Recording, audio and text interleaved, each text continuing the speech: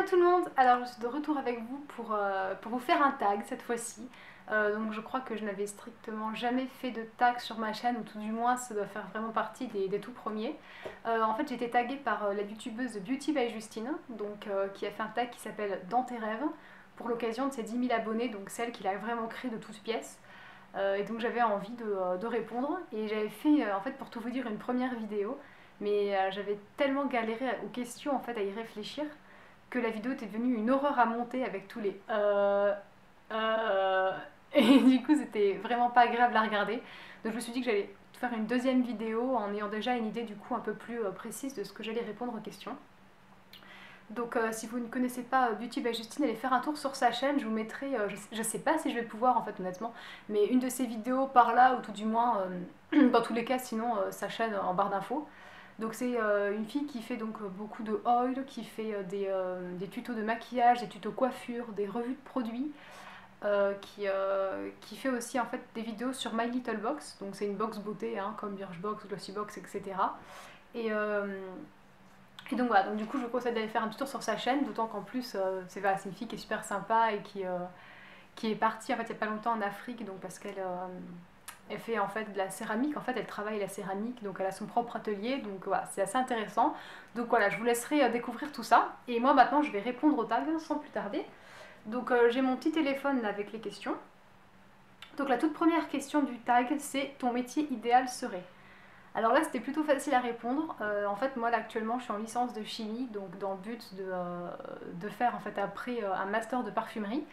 Donc, idéalement, le métier génial, ce serait d'être évaluatrice, mais directrice, en fait, donc d'une maison de parfumerie. Genre, j'ai fait un stage à Guerlain, en fait, avec Sylvaine Delacourte.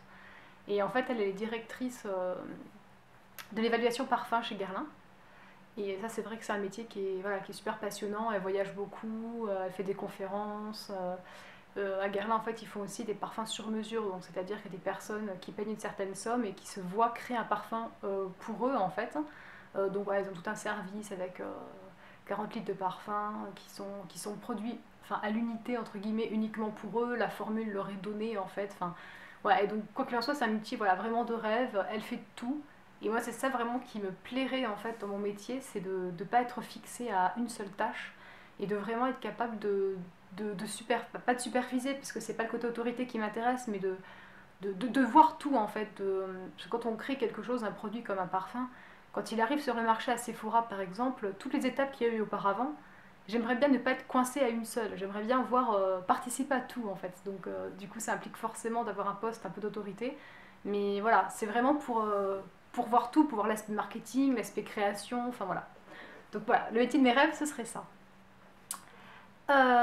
Donc ton prochain voyage serait? Alors, en vrai, hein, ce serait genre Londres, quelque chose comme ça. Après, comme c'est le tag dans tes rêves, bah, je dirais New York, bien sûr. Les États-Unis, c'est vrai qu'on a.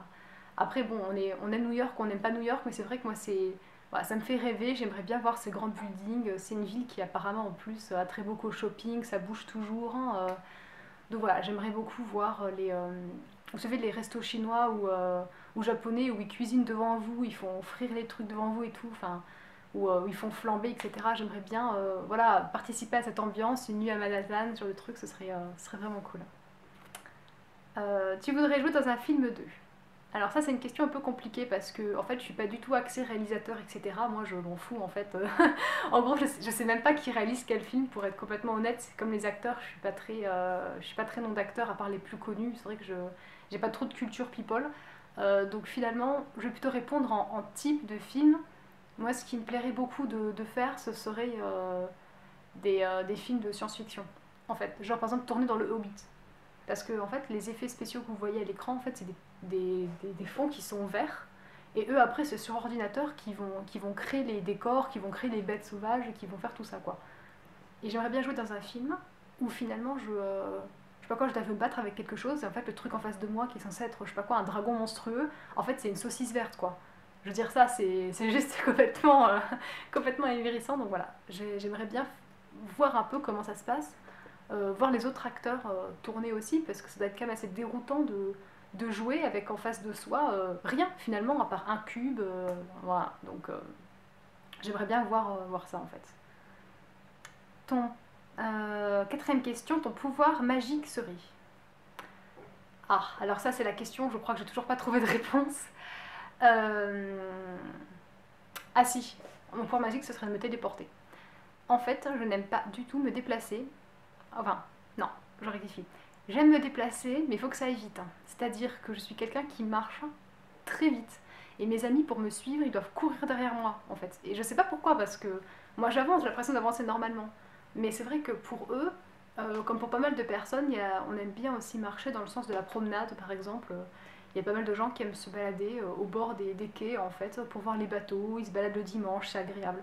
Moi, c'est un truc que je trouve profondément ennuyeux. Je n'arrive pas à me promener. C'est quelque chose que non. Moi, quand je veux aller quelque part, l'important c'est d'y aller vite. Genre, je veux y aller, donc pourquoi perdre du temps pour y être, tu vois, je veux dire, voilà. Donc, idéalement, me téléporter. Et puis, ça éviterait pas mal de problèmes. Je pourrais prendre plus de temps pour me maquiller le matin avant d'aller en cours. Ce serait bien. Euh, Ton plat idéal à volonté serait? Alors ça, c'est un peu compliqué. Parce que je me suis rendu compte qu'il n'y a pas grand chose que j'aimerais manger à volonté en fait. Des crêpes au Nutella, les gaufres au Nutella, j'adore ça. Après, est-ce que maintenant j'en mangerai à un moment pendant une semaine l'été? Je m'étais fait quelques soirées crêpes qui étaient un peu successives. Et au bout d'un moment, je me suis rendu compte que voilà, j'en avais marre, c'était même plus plaisant finalement de manger une crêpe au Nutella. C'est un petit peu comme si vous aimez la paella, mais vous en mangez tous les midis, au bout d'un moment, vous supportez plus au bout de 3 jours, et ça me fait vraiment cet effet. Donc, à part les smoothies, parce que les smoothies, je trouve que il y a vraiment plein de saveurs différentes. On peut vraiment mettre avec du yaourt, avec de la glace, on peut vraiment bouger. Et je pense que c'est ça qui me plairait le plus. Finalement, c'est pas vraiment plat, c'est plutôt une boisson finalement, mais c'est vrai que j'ai pas trop trouvé d'autres idées en fait. Donc voilà. Ton maquillage permanent serait? Alors maquillage permanent, dans l'idéal de mes rêves, le teint.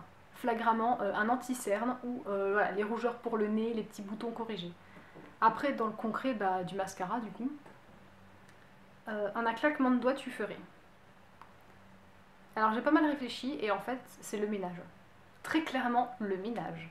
La vaisselle, c'est quand même une corvée, c'est quand même un truc qu'on fait 3 fois par jour, hein. Le ménage, de manière générale, vous passez dans votre poussière, vous nettoyez vos trucs et tout.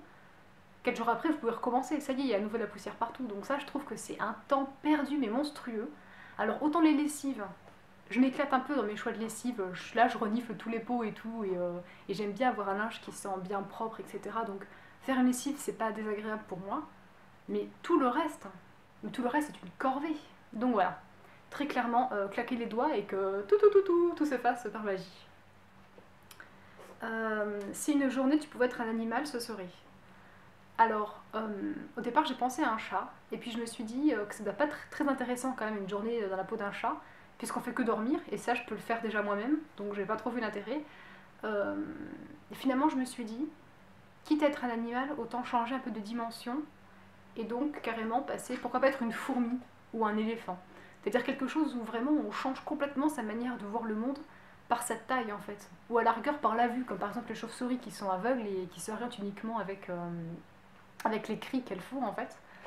Voilà, donc je pense à quelque chose comme ça qui bouleverse vraiment ma manière de voir le monde, puisque finalement les autres animaux, outre la démarche comme un serpent qui rampe et je sais pas quoi, un oiseau qui vole, encore que le serpent qui rampe, il est petit, donc voilà, mais il est hors de question que je sois un serpent, c'est dégoûtant.